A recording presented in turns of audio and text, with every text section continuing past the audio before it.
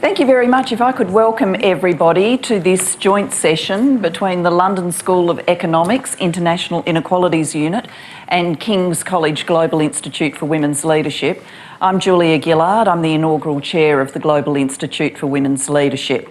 And I'm joined, as you will see during the course of proceedings, by Zamila, by Anna, by Seeta, and they will have an opportunity to explain to you what they do and what they're going to be talking about tonight. Now, if I was in Australia, I would be saying we were here to talk about closing the gender data gap. But I got a really good piece of advice before I walked over from our office that if I say data, all of you are going to look at me in a quizzical way, and I've got to try and concentrate on saying data. So I'm going to do my best, but this Australian accent is pretty cemented. So if I lapse back, please try and do the own substitution and translation for me. Starting to remind me of a time that when I first went to America and was talking about Australian politics, where our Conservative Party is called the Liberal Party, that I was about half an hour in before I realised no one in the audience was understanding anything I said because of the difference in the meaning of the word liberal. We are here tonight not to focus on my accent or my inability to say words, but to focus on the question of data and what it can tell us about gender equality and women's progression. The old saying, of course, is what gets measured gets done. Is that true? Well, we're going to explore a little bit of that tonight, but we're certainly going to start with the proposition that if you don't get the measurement right, then it's very hard to know the dimensions of the challenges that you're dealing with. Our first speaker, Zamila, knows all about that, and Zamila was really the instigator of tonight's forum. So thank you, Zamila, for that. And thank you for everything you're doing to try and deepen our knowledge about inequalities gaps in our societies here in the UK and the work that you've done around the world. Zamila is going to lead us off with a presentation of an incredibly exciting project, a data project she's been involved with, and then I'm going to invite my panellists up onto the stage and we'll start the full conversation. Zamila, over to you. So I'm going to speak for about 5 minutes to show you what is possible when the objective is to make data accessible. So the Prime Minister commissioned my team, the Race Disparity Audit, in August 2016 to build the world's first website containing all government data broken down by ethnicity. We are the first in the world to have ever built this website, and we are still yet to be replicated. The objective was, whilst we know in the UK lots of different ethnic groups suffer disparities, as in differences between groups, what we don't know is the scale of those disparities. So our objective was to build a website to make that data more accessible so that we can actually start to plot how many different disparities there are across groups and what it is government might then do about it. So the website, I'm very proud to say, is called Ethnicity, Facts and Figures. So I'm just going to show you a little bit about what it is we've done here. So when you're the first in the world to do anything, there's no blueprint, there's no model, there's nothing that you can follow. So my amazing team, many of whom are here today, are a combination of data, digital and policy experts. And we decided if we're going to build something that no one ever has done before, then we have to have two principles in order to make that possible. One is to meet all data and digital standards. That way you know that you're building a quality product. But also we needed to talk to all the users, people for whom this data was never accessible before. We want to make sure that they can now actually use it, that it's something meaningful for them, that it's something that they could use in their day-to-day lives. So this is what I'm going to show you now. The website is clean. It's actually jargon-free, which is very rare for government people to be able to do. And we actually had lots of inspiration from leading academics, from NGOs. King's was also involved. The LSE was also involved. And NGO groups, but also just members of the public. So hopefully you'll be able to test with us how accessible it is. So I'm just going to show you some of the data in our site. So if I click on education, skills and training, I'm going to click to 7 to 11 because a lot of the data we know says that there are two principal points in a person's education that are tantamount to what is going to be their long-term expectation. One is in early years, and the second is 7 to 11. So reading, writing, maths, which is an international market. So we have hundreds of pages like this on the website. Again, as I said, if we want someone to trust this website, the first thing we have to do is tell you where the data comes from. We have to tell you who published it, when it was published, which government department produced it, and what it is you're about to see by geographic breakdown and the year of breakdown. And all of that is in the top of the page. Then we give you the main facts and figures. When we tested this, people said, please don't try and think us stupid. Just give us the facts. Don't try and mask this data. Don't try and hide the disparities. And so that's what we did. We started to give people the raw numbers of what it is we're about to show them. And that helps you build trust with the user because you're not hiding the disparities. And then the first chart. Reading, writing, maths by ethnicity. So some of you may know that different ethnic groups have different outcomes in this market, but what you may not know is the scale. But also you may not know that the Chinese group is the highest achieving at 77 points. You may not then know that the next highest achieving is actually the Indian. And the white, the majority group, comes in at 61%. The lowest achieving group is at 16%, the Gypsy Roma. So that scale of disparity is over 50 percentage points. That just shows you the inequality in our society by this one measure. But the site is more sophisticated than that, so I'm going to show you some more. Bear with me while I scroll. We've made it user-friendly, so you can actually do this at a very easy pace. But I want to show you the gender data. Here it is. So we've known for a long time in our societies that girls do better than boys at school. What we may not know very readily is by how much. And this chart tells you that it's often between 10 and 15 percentage points. And so the average numbers are actually masking how much better the girls are doing than boys. And it's fundamental. We need to know how it is we're going to help address the disparities by gender, by ethnicity, when we look at the markers between the groups. But the site is even more sophisticated than that. So I'm just going to show you something that no one has ever done. This is a world first. We've broken the data down by geography. So this data was always published, but no one ever put it in a chart like this. So if I want to know which part of the country has the highest achieving gap for a Chinese group, I click on it and it tells me. If I want to know which is highest achieving for black, I click on it and it tells me. This is fundamental if we are going to try and tackle these disparities for different groups. We need to know where they are felt the greatest in different parts of our society. And so the site allows you to do that.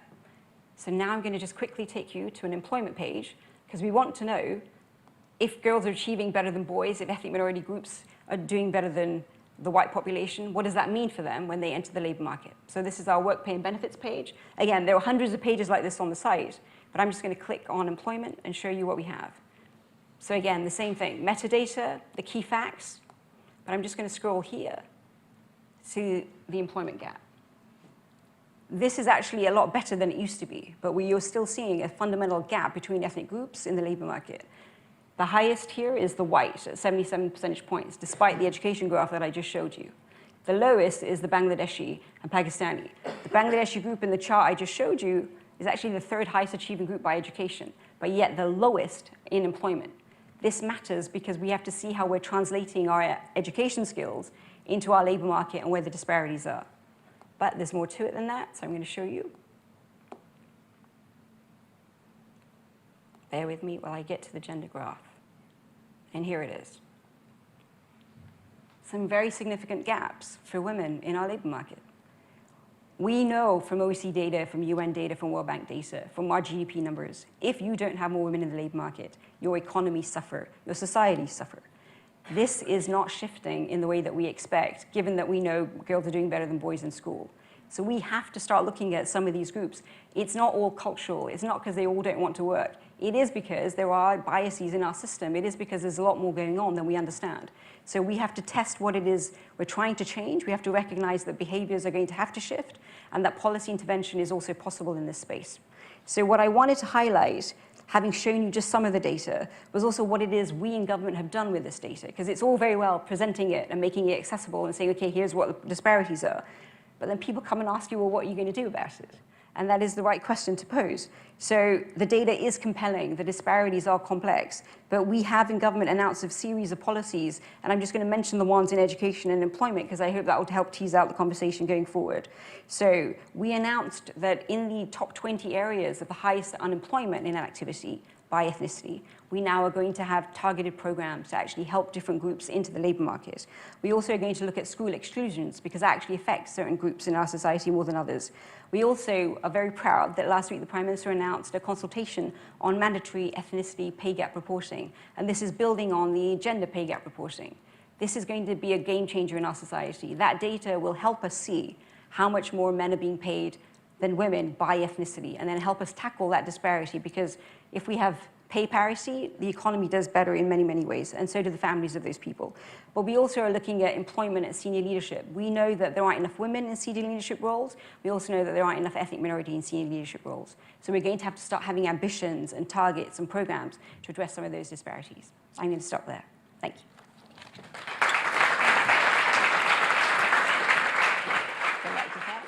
Maybe we'll turn to Anna first, and I'm going to get you to introduce yourself. Anna and I know each other from when she was involved at the Department for International Development, but she's moved on. And I know that you too have been involved in the Government Equalities Unit where you now are. The Government Equalities Office has been involved in huge data projects, so please, Anna, over to you. Great, so I'll just say a little bit about who I am. My name's Anna Wechsberg. I am the Director of the Government Equalities Office. Just a warning, I have been doing this job for 5.5 weeks, so if you throw any difficult questions at me, that would be my excuse. Prior to that, I was Policy Director at the Department for International Development, where I had quite a wide-ranging set of responsibilities, but it included, for example, education, where we had a big focus on girls' education, gender equality internationally.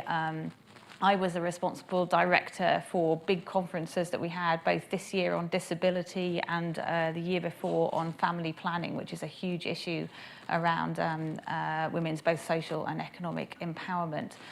So I've got a bit of a history on these issues, but mostly international, and now I'm moving over to apply that domestically here in the UK. I'll just say a little bit. I haven't got the same show and tell as Zamila. I'm really sorry. I should have done. And that's actually quite nice because all the gov.uk websites, you probably know, look the same. So I felt a sense of warmth and familiarity when I saw yours, because our gender pay gap website looks very similar. And that's the thing that I just wanted to talk about briefly. Zamila mentioned it. So I'm sure a lot of you know, last year for the first time, the government required by law all employers with more than 250 employees to report their gender pay gap. The gender pay gap is not, I think, an obvious measure. It's the difference expressed as a percentage between the median pay of a man and the median pay by hour of a woman in an organisation. Anybody who's come into contact with this has to do a crash course in statistics, so you understand the difference between means and medians. I do not think that difference has been recognised in a lot of the press reporting, but it doesn't matter because the headline figure is a compelling one, which is that the gender pay gap in the UK nationally is over 18%. So that's a big gap between what you earn on average as a man and what you earn on average as a woman for an hour worked. And that's per hour worked, so it doesn't, it equalises for whether you're working part-time or full-time. So we're running, I guess, quite a live experiment about whether transparency in reporting gender pay gap data is going to just generate a fantastically interesting conversation about whether one BBC employee is paid more than another very well BBC employee, or whether it's actually going to make a difference to the majority of women and men who are working, women particularly, because the fact is that the majority of the pay gap is in that direction. We have yet to see, and I can talk a little bit more about it later, but I think our theory of change here is that transparency in data and good quality, rigorous data is a necessary condition, but far from being a sufficient one. So some of the work we're currently doing is providing employers with advice on how they can interpret their data, how they can use their data, and really crucially, based on some serious research, the measures that we know will make a difference in shifting the gender pay gap. We will see over time whether the numbers move and whether those big inequalities start to close. Maybe just one final point on the gender pay gap. It's not the kind of number which moves from one year to another. That in itself does create problems because, in a political cycle where things turn around really rapidly, having to wait for a period of, years, maybe decades to see change isn't very appetizing.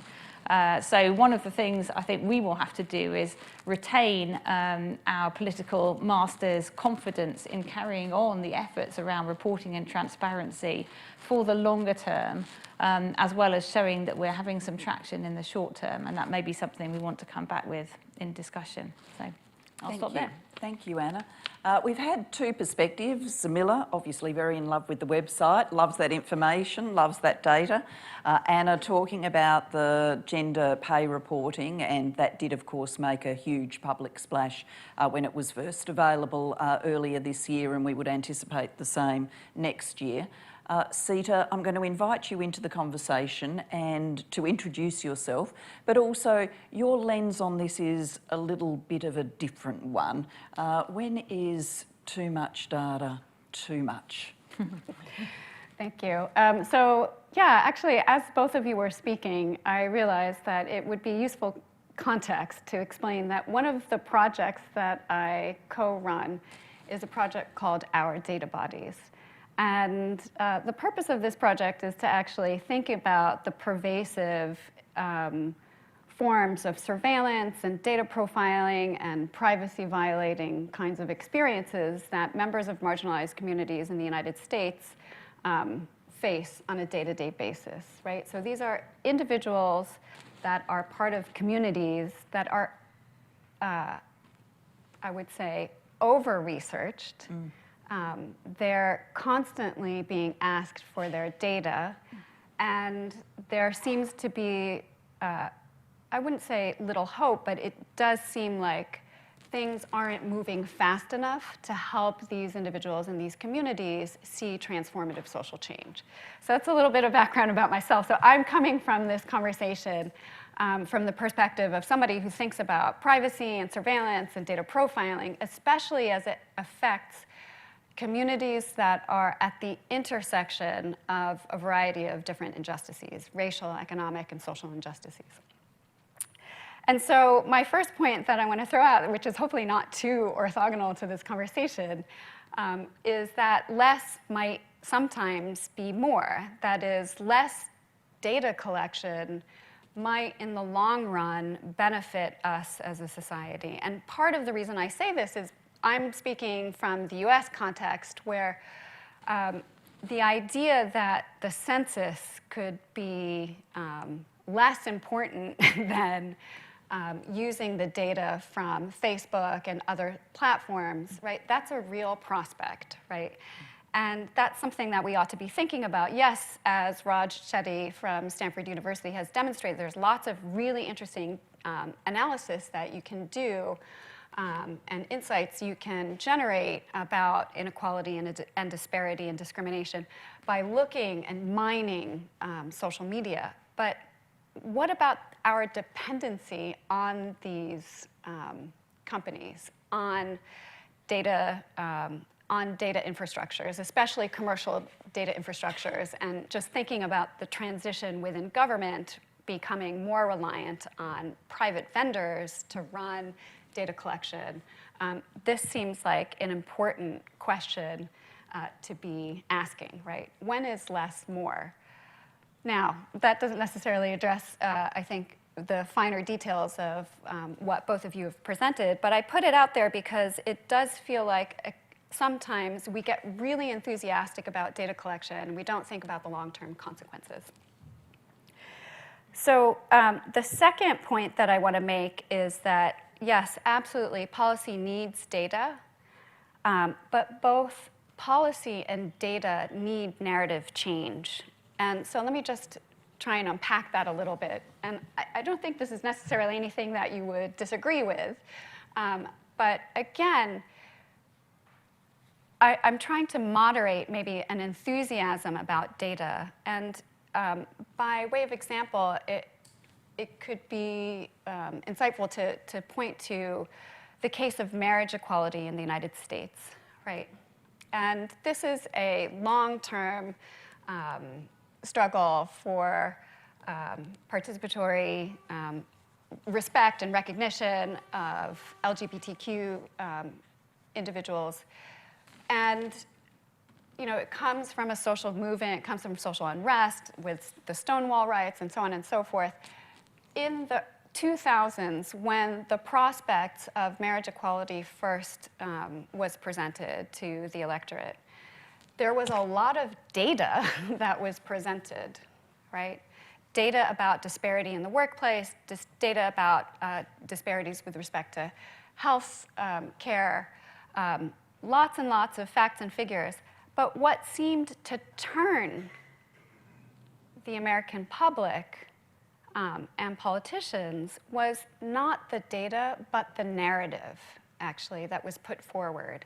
And the narrative that marriage equality advocates put forward was a very, it was a very compelling one. It was a provocative one. It was, love is love. It wasn't about identifying, marriage equality and equal rights and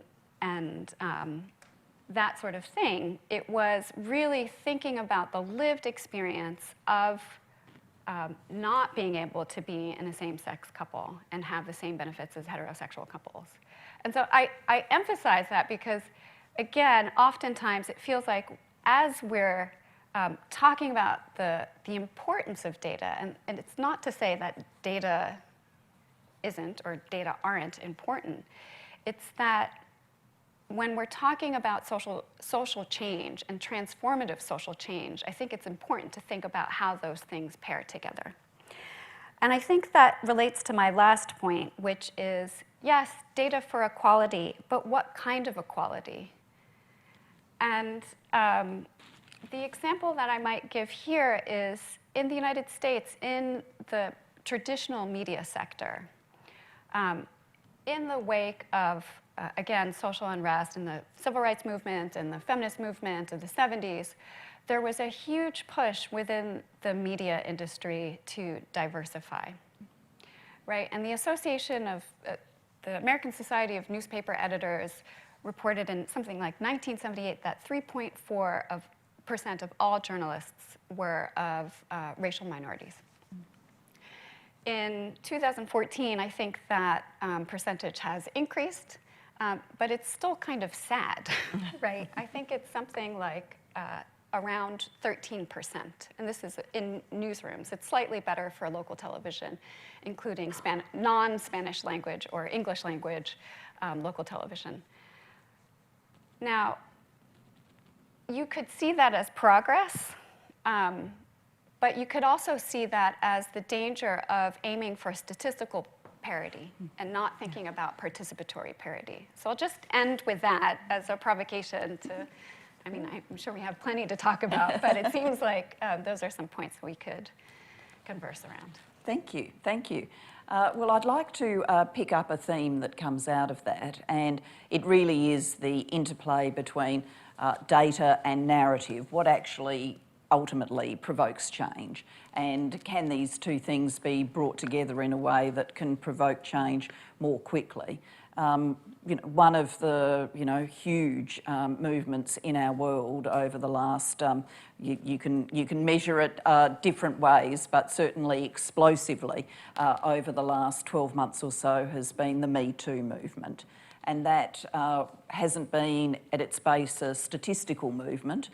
It's been a movement to fill a vacuum where women knew that their lives and their stories and things that happened to them weren't in the public narrative, weren't being addressed, weren't being heard, and in a very public and visible way, which has garnered energy right around the world, women went into the public square with their own personal stories.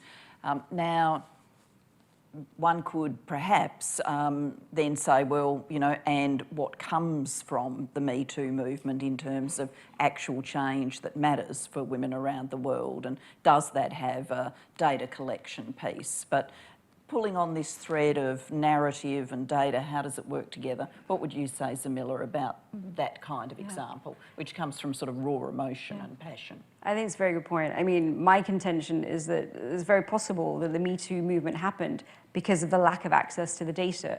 We know for a fact that sexual violence is highly underreported. So it happens to lots of people in lots of different ways, but it isn't actually reported in the way that you might expect. So Me Too was a volcanic noise of women saying, you know, no one is talking about this, but we know it happens, and now it's important. And social media has allowed it to be possible for women to share those stories.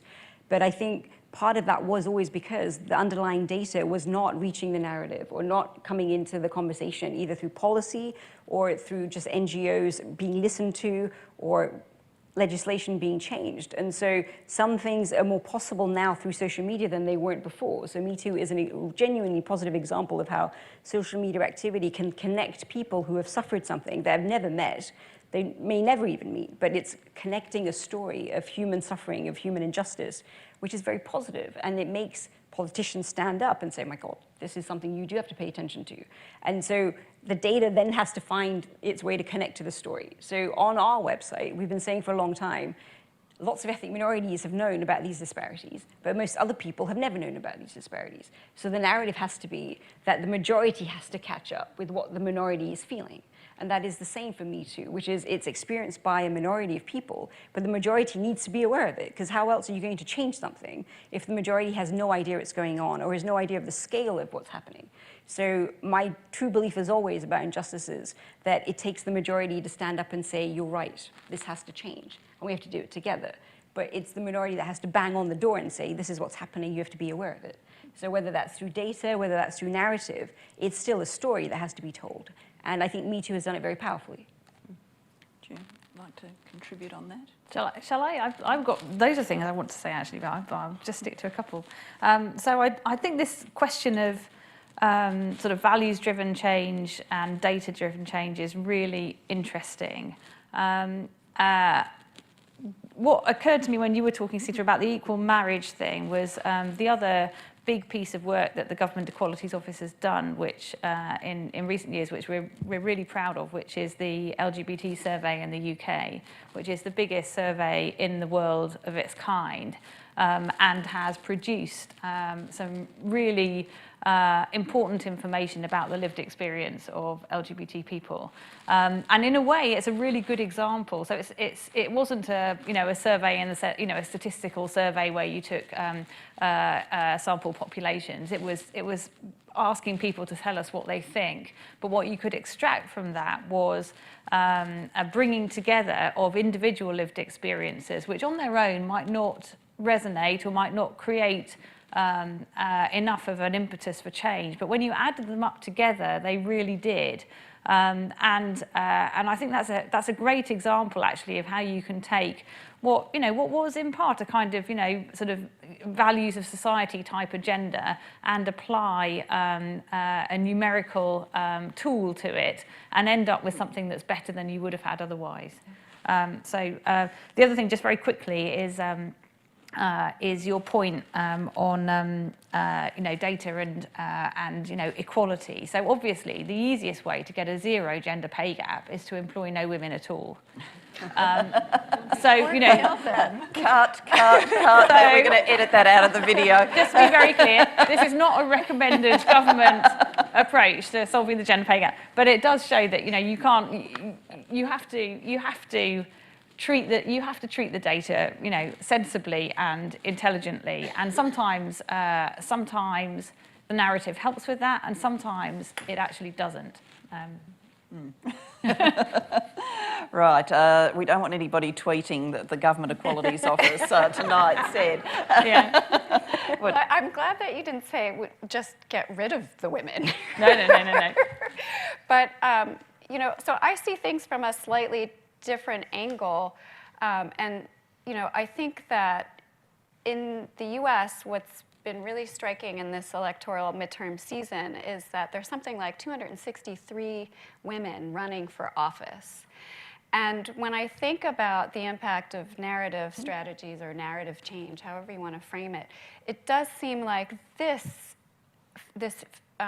rise in concern and this kind of outpouring and this outrage, right, is also fueling women to run for office, which has a different kind of impact than, say, finding data, looking at disparities, thinking about that, how that information informs individual citizens or residents or policymakers themselves, and then makes a change that way. So I'm sort of, again, the point isn't to say we don't need data collection.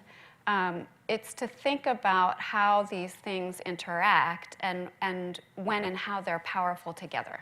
Mm-hmm.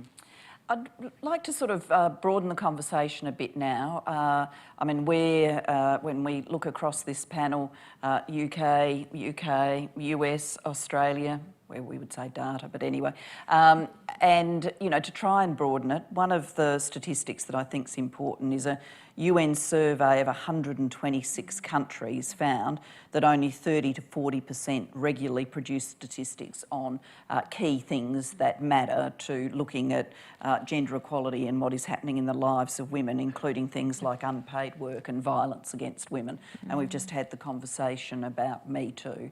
So is there a danger that in focusing on the data, we are looking for ever more statistics, websites, academic reports in the countries where we live and of which we're citizens, while the rest of the world goes without reporting and without therefore even benchmarks or baselines to help start a conversation about change. Now, Zamila, you, at an earlier iteration of your life, worked for the United Nations. What would you say about that disparity? Yeah. No, I think it's a good point. I mean, so I first worked for the UN in Darfur, one of only 2 women head of office in North Darfur, even though the mass of the conflict affected women. I thought that was always interesting. What was the situation? It was 2 million people in IDP camps, so people internally displaced inside Sudan and too scared to go back to their homes, so living in camps supported by the UN and INGO agencies. And how do I know it's 2 million? Because we counted. You can't feed people unless you know how many of them are in camps. You can't give them water and shelter unless you know how many are there. So that is serious documentation that's counting every man, woman, and child on a regular basis, because otherwise, if the food shortage goes down, people die. So you need core data just to know how many people are in there, how much funding you're going to get from the UN, from the World Bank, from every other agency, just to say, okay, this is how much we're going to need for this month, for next month, and long term. So in the absence of data, that is simply not possible. But in the longer term, people are being raped, people's houses are being bombed. That takes precedence because that is emergency life-threatening situations. You haven't got time to fill in the form that says, this is what happened to you, so let me get that quant in there. So there has to be a balance between crisis situations versus normalizing of the situations. And not every conflict is in that desperate situation, so you can move to that. But I think that as a policymaker, what I do for a living is driven by data. It might be emotive, it might be driven by narrative, but fundamentally, for me to go knocking on the Treasury door, I need numbers to be able to justify what it is I want to see move. So there's a balance that you have to find in terms of how crisis situation are you in versus how much time have you got. So on this website, there was no data that said you need a website about ethnicity. No one was even asking for a website about ethnicity. But we built the thing, and now thousands of people want this website. And people are coming from overseas to say, tell us how we built this website, because we want to do the same. So sometimes in the absence of something, it's hard to see the value of it. Once you create it, and then people come, as they say, you start to recognize that actually the fundamentals have to be there if change is going to happen. Even narrative is fueled by data, because a powerful narrative has to be underpinned by the truth. And the truth is voices, and those numbers do add up. So I think there is a chain of a story in that you can't deny. Anna, you obviously, before your current role, worked for the Department for International Development, so you'd have had a lot of a look at the data disparities. What's your perspective on that? I mean, I think the point you're making is exactly right. I mean, there is a real risk that because a subset of the whole is being measured, that you end up it's partly your point as well, you end up over-analysing that thing, and you forget to say, well, what is it that we haven't looked at all? That definitely does happen. I mean, I do think there is. I do think that digital technologies, actually more broadly, including some really, some very sort of simple mobile phone-based ones, are really revolutionising, and in ways that we need to think about more. I agree. The way you can collect data. To take family planning, for example, there are now much better ways internationally to find out whether women are able to access the contraception that they need when they need it, to report stockouts in local village clinics, and all of those sorts of things which you need people on the ground to be able to do.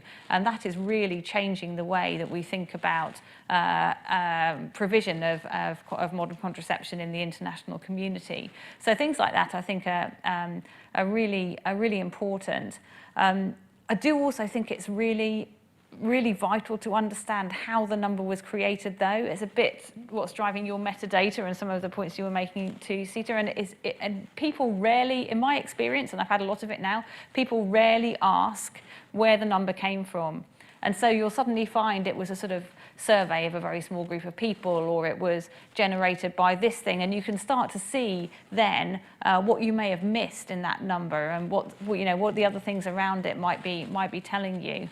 And for me, that's a big lesson I think that I've learned. It's not just which numbers do you have, but it's also how are those numbers generated? Is this a self-reported thing? Is this a, did somebody do divide something by something else to get this number? How tractable was it? How much of a personal choice was it? So, I mean, you get this on ethnicity data and disability data in an even more extreme way, actually, because a lot of this is self-reported and self-identified, and that then creates particular issues around how you use the data and how it then relates to other data sets which might suggest something very different.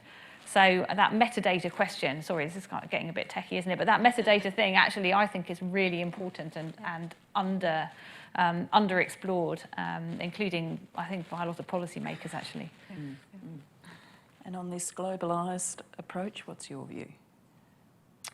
I have many thoughts. I think that insofar as some of these open data initiatives are concerned, so these things can be incredibly generative, right? In the same way that you were describing, right? Thousands of people want to use this data and want to demonstrate systematic harm or other kinds of problems. There is always a social infrastructure that sits atop these kinds of projects. And I think there's a writer by the name of, I'm forgetting his first name, but Johnson, who just came out with this sort of information justice book that I think is really relevant to thinking about how some of these open data initiatives unfold in settings where there is a lack of resources or lack of sustained resources, lack of know-how, right? And perhaps too much faith in the power of data, right? Again, the point is not to say don't do data collection, don't use technology. That's not the kind of message that I'm trying to convey here.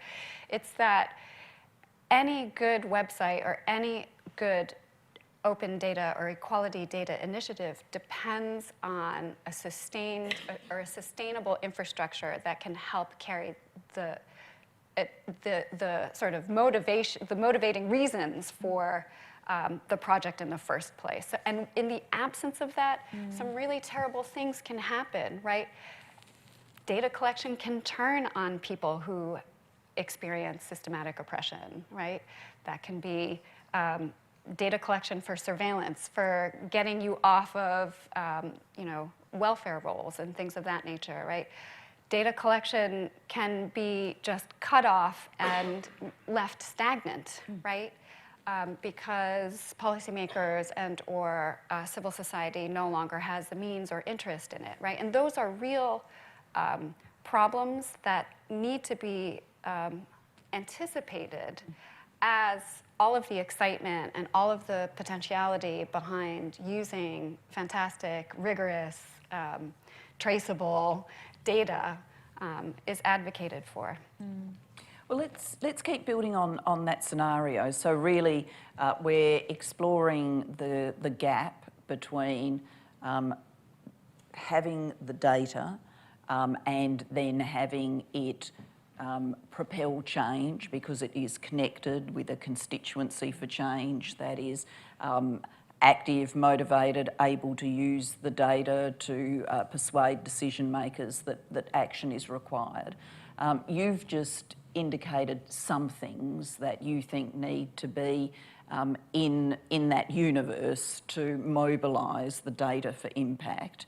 What are other things that, in your experience, help mobilise the data for impact? I mean, people would obviously say that goal setting and target setting is a way of mobilising the data for impact. What's the experience with that? You know, other potentially more creative strategies than the target setting. What do you think? So I'm happy to do. So targets are a dangerous thing, I find.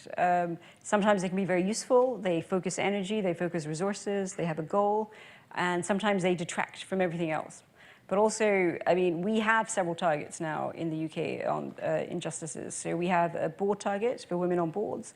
We have a target in the civil service for women on appointments, on public appointments. And these are credible things, because we've known for a long time there aren't women enough on boards, despite higher education, despite higher levels within companies.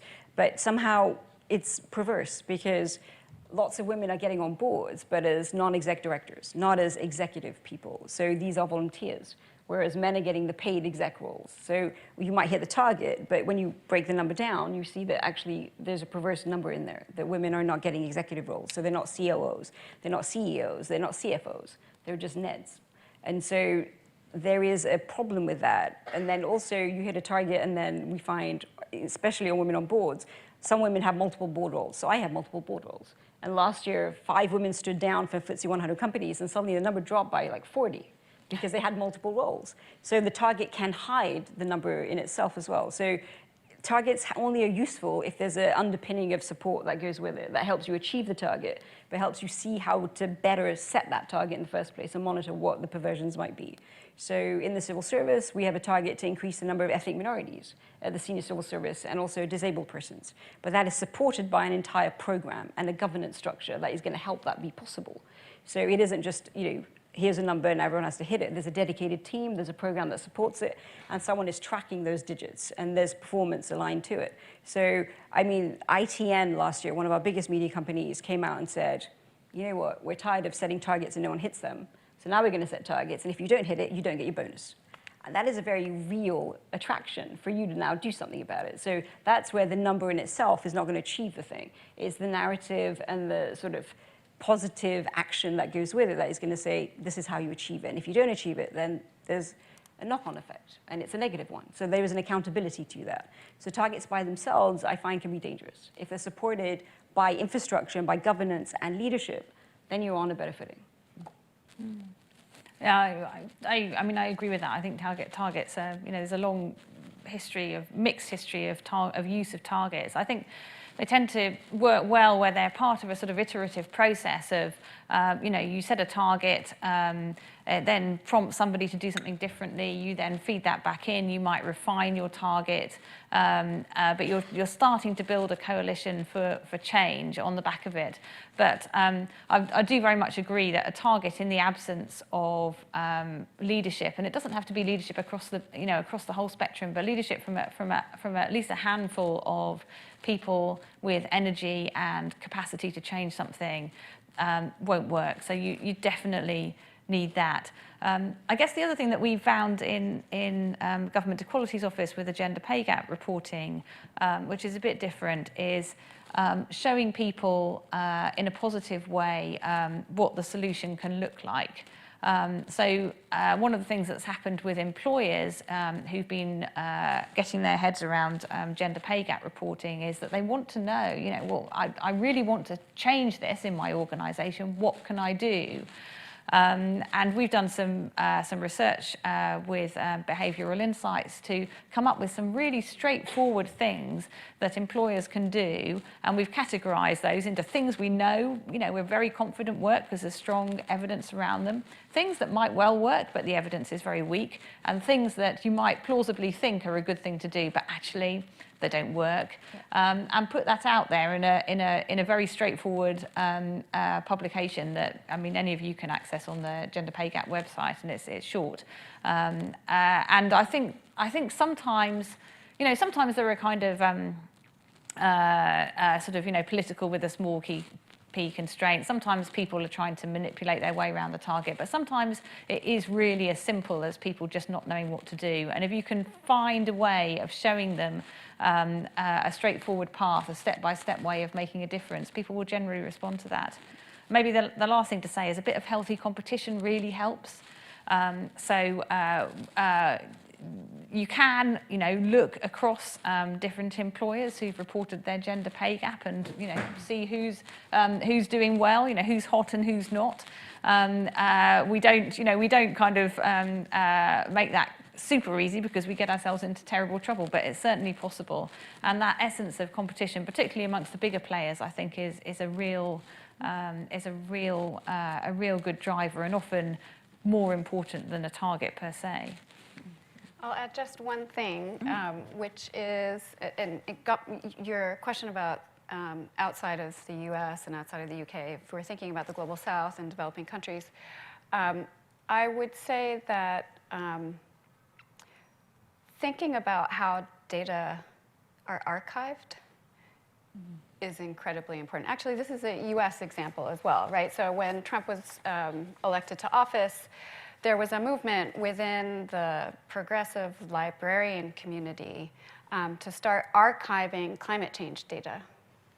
And so a great effort was made through a network, a loose network, to think about, okay, how can we store this data? How can we take care of this data? Because we know something is going to change, right? This data might not be made available. It just might not be kept up, right? And so thinking about the long term, again, I think is really important, especially as facts have value, values have facts, right? So there's going to be a political struggle around whatever data initiative it is that a government launches.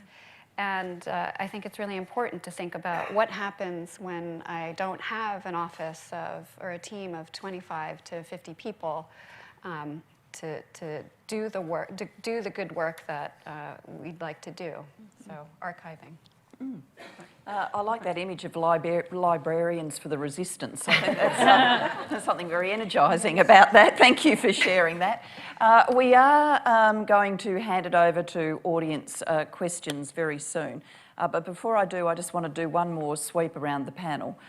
We have in this discussion, perhaps, given people the impression that we, on gender, live in a data-rich environment where you can, get on your computer and dial up any fact or figure that you would want, whereas we actually know that there's a lot of statistics and data we don't have, particularly at a global level. And this is one of the things at the Global Institute for Women's Leadership we've been focusing on, how to improve some of the global data collects that track where women are in leadership positions. And I think we may have been giving the people the impression too that in respect of the data we do have, we have evidence-based solutions that can be brought to bear, whereas we actually know there's a lot of thinness in some parts of the evidence base. So just to sort of conclude this discussion before we throw it open to the audience, if you were able to click your fingers and generate a data set that's missing now on gender, what would it be? What would you like to have? What would you like to know? What would you think was motivating for change that we currently don't have? It's a pretty hard question. Such a hard question. So I don't know how much data there is on this, but I do find that we don't have enough data at granular level of where sectoral breakdowns of women. So I often find in different sectors, we know that there are absences of women, we know that they're on at high levels, but I don't yet know by sector how many women are employed in the economy. And so we know that with Brexit, with shifts in our automation, with innovation, we're going to have massive change in our economy in terms of where sectors are going to grow, where the innovation is going to come from, and how is that going to affect men and women differently. I don't know that because I don't know where the data is. So how accessible it is, or whether it's printed and I can't find it, I don't know which one is the problem. But I do know that right now, at my fingertips, I cannot get that data. So even in our site, you can get at very high levels breakdowns by sector, but it's really high. It's not granular at all. So I can't tell what the impact is going to be by any big shift in the economy. And I need to know that because women are often one of the first to lose out, as are minority groups, when there's a shift or a downturn in the economy. So given that we've been through a few rockety bits in the last 10 years, it would be helpful to know how the economy is going to be impacted by different groups if I had sectoral breakdowns at very useful levels. Mm-hmm. That's very technical, so sorry. Yeah, I mean, it's difficult, isn't it? I mean, one obvious gap in our gender pay gap data is it's for larger employers with 250 employees.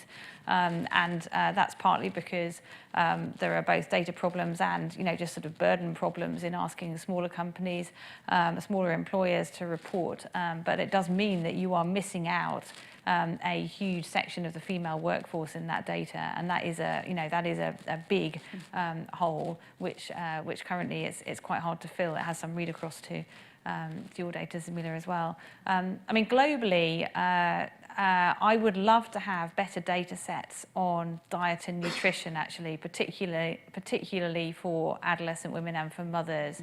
We know that diet is one of the key drivers of poor health across the globe, and yet we don't know very much about nutrition.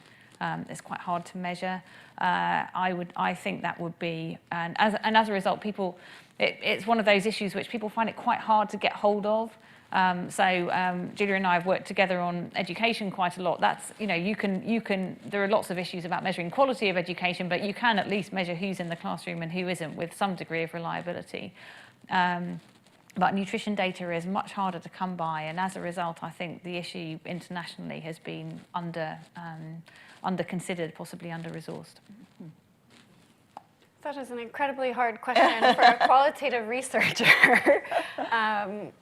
But, so a lot of the work that I do is participatory and collaborative with members of marginalized communities, and I would say that it really does matter to have the stories of people as they're formulating their vision of the world that they want to live in. So, yes to other kinds of data, especially data that's about sort of invisible harms or invisible lives, I think is important to focus on. But from my own vantage point, right, it's thinking about, well, what for people who don't have the privilege of walking into a boardroom or even having gainful employment, right? What is their vision of gender equity or gender equality? That's a good answer. That's a good answer. Rosie, who is here, who's the director of the Global Institute for Women's Leadership, we had the privilege of meeting with a colleague from the US who was talking to us about an app where women, particularly women from ethnicities, races, women could carry around the app with them and could hit it to count every microaggression that they encountered in their day, and that we could somehow have the app link to a global website so that we could track the microaggressions. I'd kind of like that to work globally, but might be a pretty big vision for change. I'm going to throw it over to you now for questions and comments. We've got one over here, please, and a microphone will come to you, and then we'll come back here. Thank you. Thank you very much. I had the pleasure of questioning... You might just have to hold that up a little bit, yeah. I had the pleasure of questioning you directly, actually, at LSE in 2014. So, did you ask me a hard question? Yeah, I did. Yeah. It was somewhat related to gender at the time as well, and women in politics. My question to the panelists would be, there's a lot of emphasis on how to get more women involved and engaged. But at the same time, my question would be, is the workplace ready for women and the issues that women face, for example, in their reproductive life cycle, or say if someone's going through menopause, or on an extreme, now that you spoke of Me Too, if someone has been sexually harassed and they go through extremely traumatic psychological distress, and that distress inevitably affects their capacity to function and work in the workplace. Is the workplace and the culture ready for women to be more included in that kind of an environment? Thank you. Yeah, that's a good question. What I'm going to do, because we've got a few hands, is I'll collect up a few and then throw it to the panel. So we'll take the 2 questions here. So, and then for just 1, 2, 3, can I count? 3 rows back. Thank you. Hi, thanks. Question for Anna. When you were talking about your gender pay gap data, I was wondering if you could talk to the drivers around vertical promotion of women and the different kinds of roles that women take up that perhaps on average have lower pay, and whether or not that's reflected in the data, if you have thoughts on how that's captured, or and perhaps what the different inferences are from the data collected through those 2 lenses. Thanks. Thank you. And there we go, coming to... Hello, my question is about the collection of global data. The UN high-level panel recently had 7 pillars that they recommended for women's economic development, one of which was entrepreneurship. If you look around the world, we don't know how many women-owned businesses there are. America collects the data, Australia does not, the UK does not, South Africa pretends to, Kenya does a little bit. How can we make a change if we don't have common data across the world? And what would you recommend we do to get governments to collect collaborative data that is the same wherever you are to increase women's participation in entrepreneurship? Okay.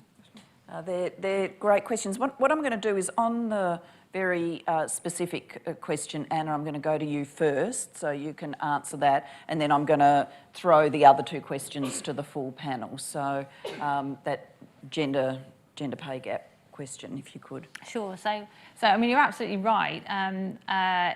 What we see with the gender pay gap is that it increases over a woman's lifetime. So you basically pick up more and more disparity between women and men as you carry on, and a lot of that is linked to labour market participation, essentially people taking time out for caring. And you see a number of things happen there. When people come back into the labour market, they sometimes choose to take a part-time job. Those often tend to be lower paid jobs. Sometimes people will choose to take a step down when they come back in. So there are a number of things that are happening that are building up.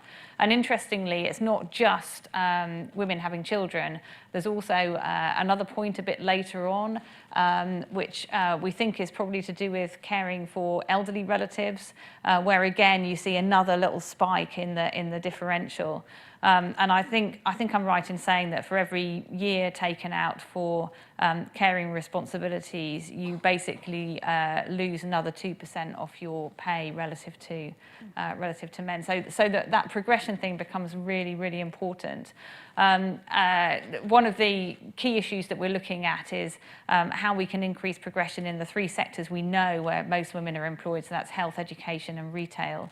And particularly, for example, in retail, you'll find a lot of women working part-time in a shop, but they won't necessarily apply for or be encouraged to apply for a post as the manager of that shop or the regional sales manager or any of those more senior jobs. So absolutely one of the things we want to look at is how we can work with employers in those sectors to make sure that there aren't barriers in the way of women taking those opportunities, whether they're cultural barriers or practical barriers.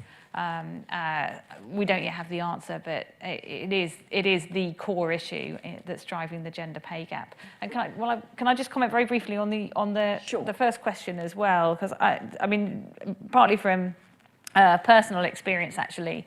I'm a civil servant. I've pretty much always been a civil servant, and the civil service is a very good employer in terms of flexible working, time off, maternity leave, and things like that.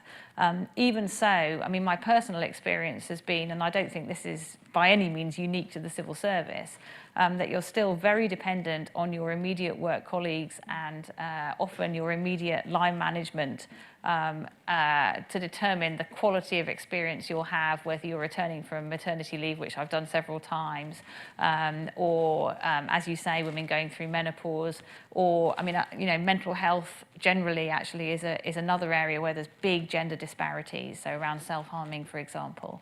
And that it shouldn't be the case. So I think my personal view on this is that too much is still dependent on how lucky you are with who your manager is, and that's not right.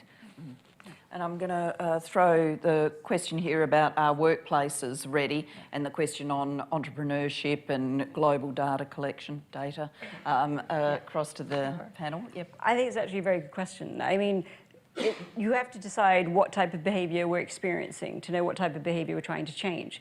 And twice in literally the last 2 months, I was asked to look at a list of nominees for different roles, and both lists only had men on them. And I had to write back and say, why are there no women on this list?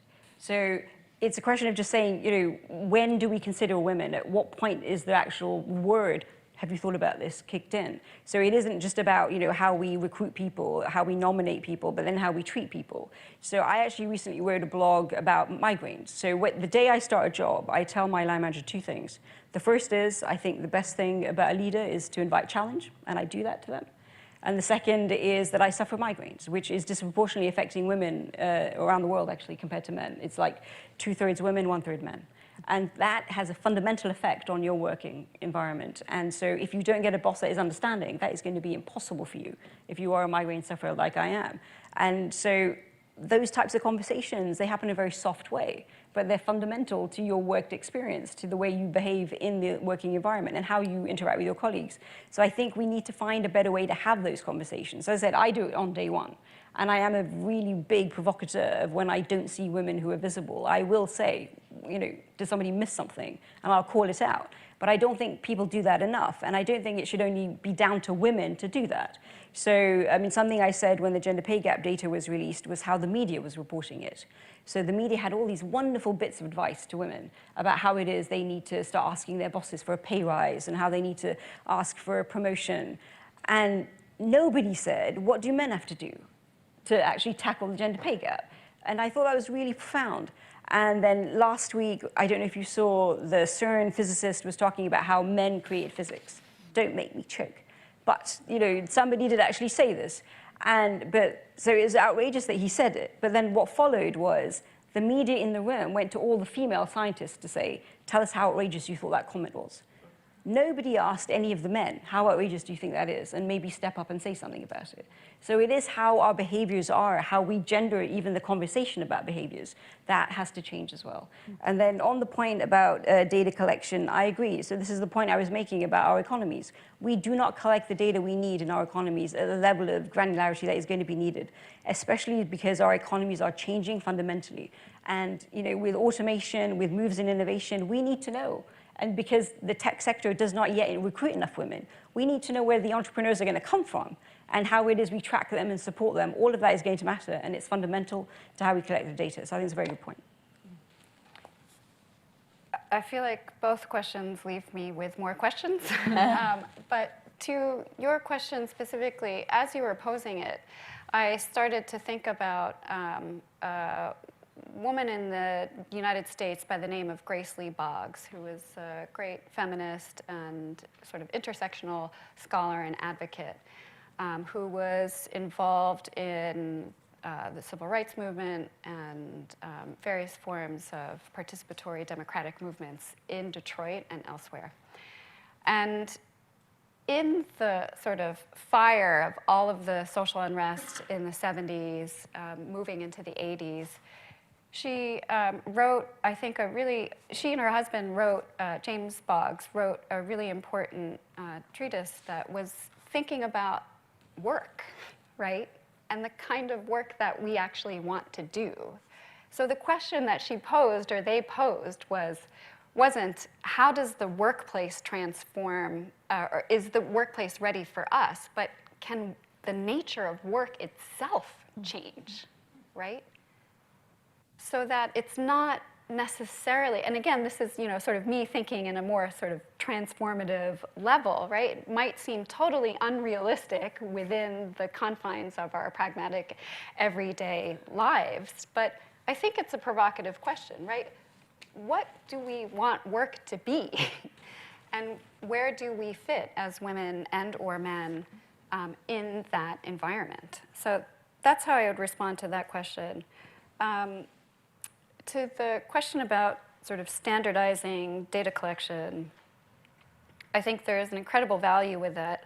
I don't have a good answer, but your question provoked me to think about an encounter that I had with a student who has an experience as a journalist writing about the Dalit community in India, and expressing some frustration that, you know, we write about Dalit women, we provide facts, we provide evidence, and yet there's this huge thing that we haven't yet been able to really transform. And that is some of the fundamental religious texts which encode a particular view of gender, a particular view of women.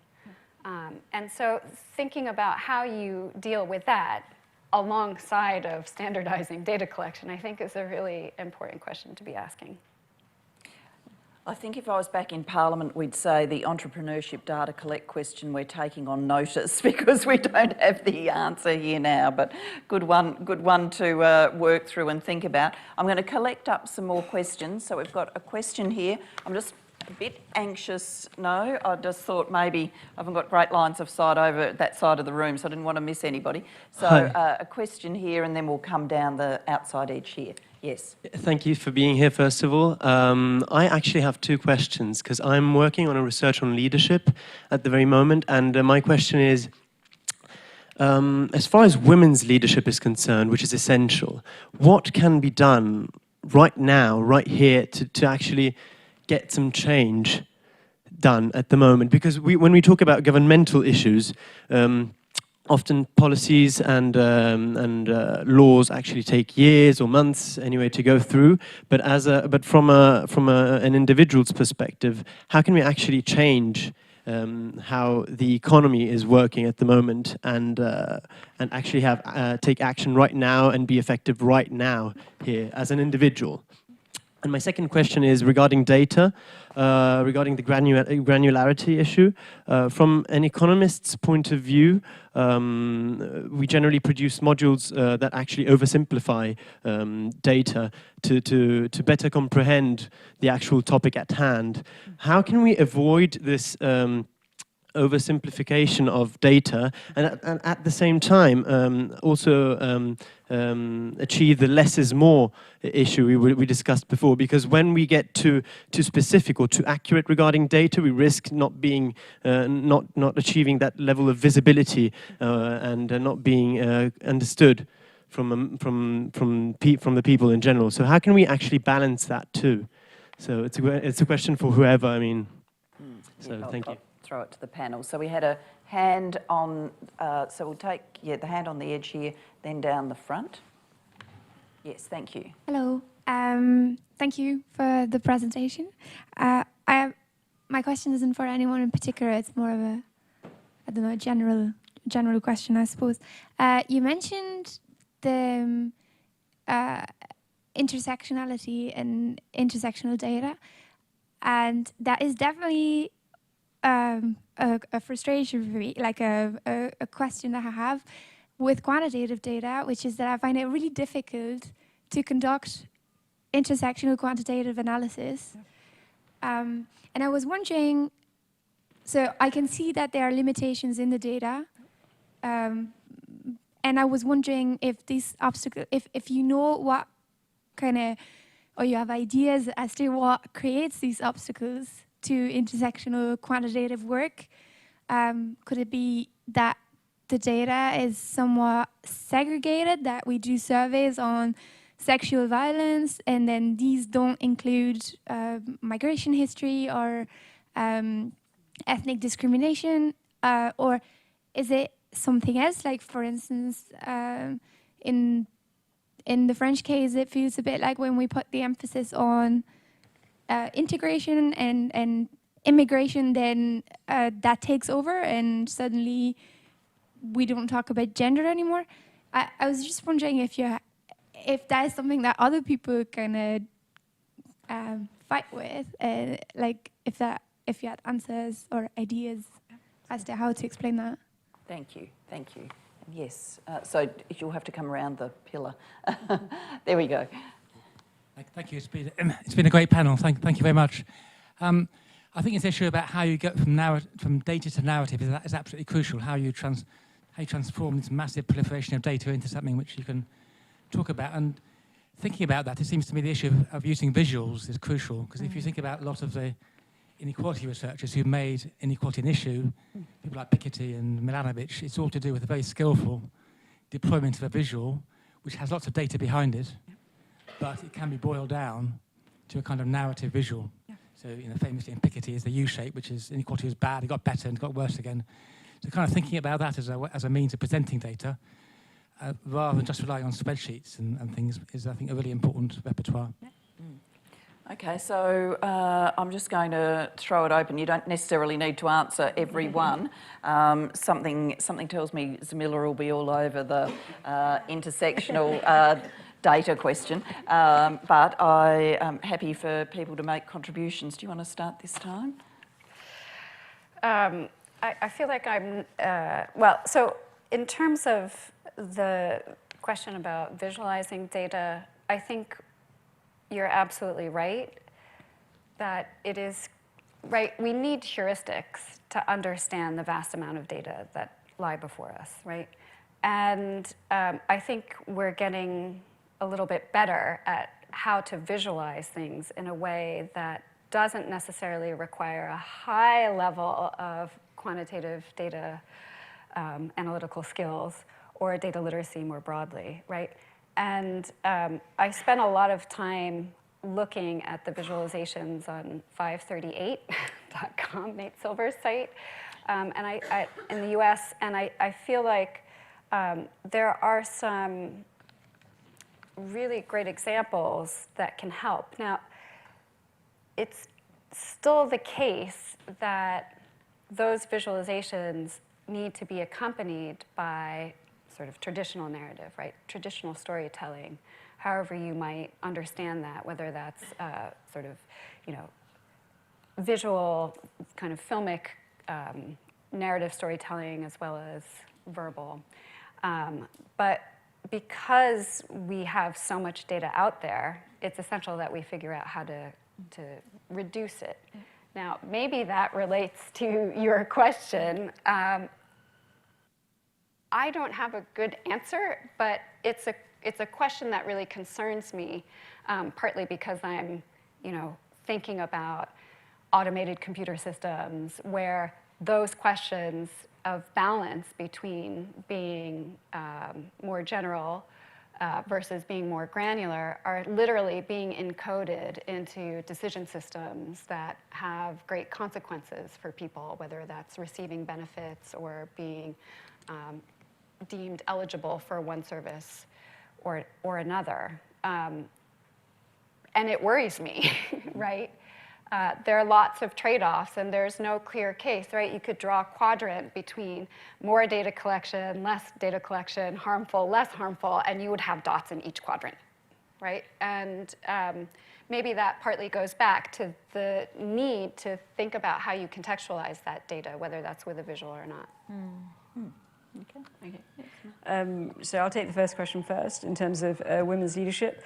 I think if you're looking for immediate, you have to look at nudge and things that you can actually provoke in your everyday working environment. And some things that are actually very powerful. So on International Women's Day, the UN encourages organizations to put on their meeting rooms the poster asking, how many women in this room? I don't know why we don't do that all year round. because clearly there aren't enough women in all of these senior meeting rooms. So on one of the very first project meetings for the race disparity audit, I sat in a room of 30 plus senior people in the civil service, and I was the only ethnic minority. And I said in that room, this cannot happen again. I cannot be the only ethnic minority person in this room talking about this. That doesn't take away from anyone's legitimacy or value in that space, but you need to have voices in the room if you really are going to make a difference. The second is recognizing that women take risks differently. We do, that's just a reality of gender. That doesn't mean we think better, it just means we think differently. And if you want to change leadership realities, then you have to have different voices in a room. So diversity of thought is fundamental to shift. So that type of provocation is just a nudge. It's a very practical thing that you can do in your day-to-day work. You can literally just say, why aren't there any women in this meeting room? Change it. It's something that's quite easy to do. On intersectionality, fantastic question. Thank you so much for asking. The reality is no disparity is explained by one situation. It is fundamental in terms of causal analysis. You have to look at lots of different things. The thing that we haven't yet done on this website is explained what is causing the disparities. That is a big amount of research and analysis that has yet to be done. We'll have to collate lots of material. But the first thing that people asked us when we built the thing was, tell us why it's happening. Is this socioeconomics? Is it because everybody's poor? Is it because they all live in the north? It's a combination of very complex things. But until we link that data, it's hard to say how much of it is down to geography, how much is it down to your ethnicity versus your age or your gender. It is necessary, but linking data sets requires governments to actually pool departments together.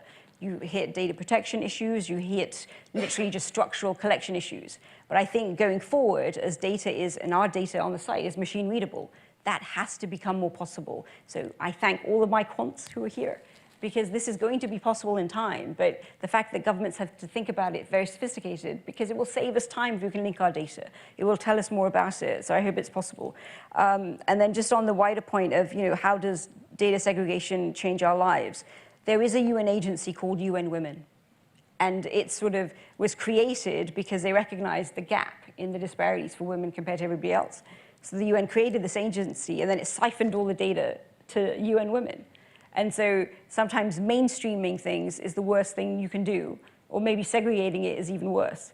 So relying on UN Women, this very small and newest of UN agencies, to do everything there is to do about gender is probably an impossible ask. So mainstreaming data is a better option because then it filters through your structures, it filters through your governance, and everyone can see it. Asking one agency to do it is probably the wrong way to do it. And you can magnify that across governments and you have the same problem. So they're all really interesting questions, actually. On intersectionality, I mean, I think you've covered it really, really well. I think the only thing I would add on that is in a global context, in a development context, it's even harder because of the data scarcity. I think one of the really great things about targeting disability as we did this summer, there was the British government of Kenya, and the International Disability Alliance, is that it tends to be a good proxy for some of the most vulnerable, some of the most excluded people in society, and there will be other proxies like that that you can use. And I think that sometimes is a way of just being pragmatic about trying to move forward when actually it's going to take a while, sometimes a very long while, to get the quality of data that I think you're looking for. On what can we do now, I mentioned this before, but this is our piece. It's called Reducing the Gender Pay Gap and Improving Gender Equality in Organisations, Evidence-Based Actions for Employers. And it has some things that you can do now that we know are effective. So I'll read out a few. Include multiple women in shortlists. Zamila's already talked about that. Use skill-based assessment tasks in recruitment. So that's you probably need to read the paragraph underneath that to understand exactly what that means, but it's evidence that works. Use structured interviews for recruitment and promotions. Unstructured interviews tend to work less well for women. Encourage salary negotiation by showing salary ranges. Now that is very counterintuitive for lots of employers, but you can spark this. In fact, I have done it myself by disclosing your own salary and getting other people to do the same. Introduce transparency to promotion, pay and reward processes. Again, very countercultural, but proven to be effective. And then one that I would, if there wasn't the evidence, I would be a little bit more sceptical of, but it works, which is appoint diversity managers and/or diversity task forces.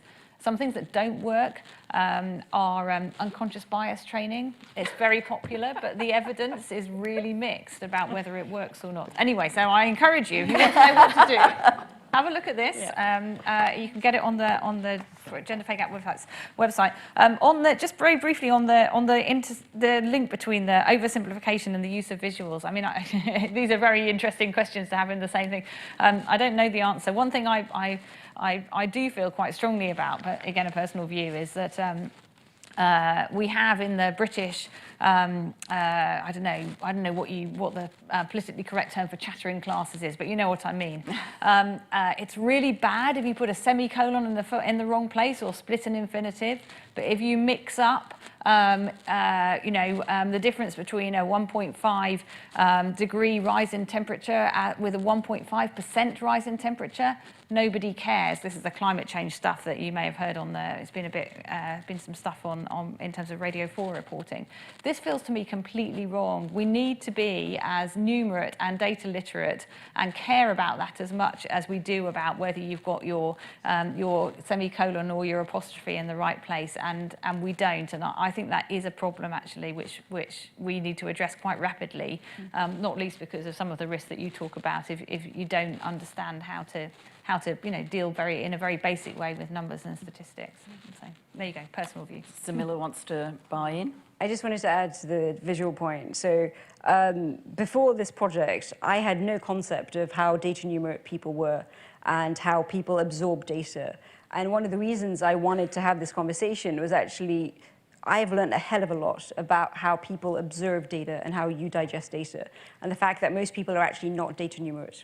So we tested all kinds of data viz, heat maps, geographic maps, you name it, and it cost us a fortune. And people just went, I have no idea what that means. So how we communicate data is fundamental. We are locking out huge swathes of our society just by trying to make our publications really sophisticated to make them look great. And then people go, I have no idea what that means. So it's no wonder people don't trust data. It's because they can't read it. And we're excluding people. So one of the things I'm proudest about our website is that it's open data. We are literally opening data so people can read it. So for some people, it might look really bland, but I promise you, it's what people understand. And so telling a story through data, if you can do it through graphic, fine. But it better be good enough that people can understand it. Because I promise you, we are locking out people every day by how we publish data, and we're spending a fortune doing it. So one of my head of digital is here, she's a woman, and she taught us how it is that people read and how it is people really can't absorb information in the way we publish it, especially in government. And as policy wonk, this was terrifying to me because I published a lot of this stuff. But it's important to be honest about it. Why keep doing it if you know it doesn't work? And so we have gone around government departments, we've gone around think tanks and academia and just saying, look, please stop doing it. It doesn't work.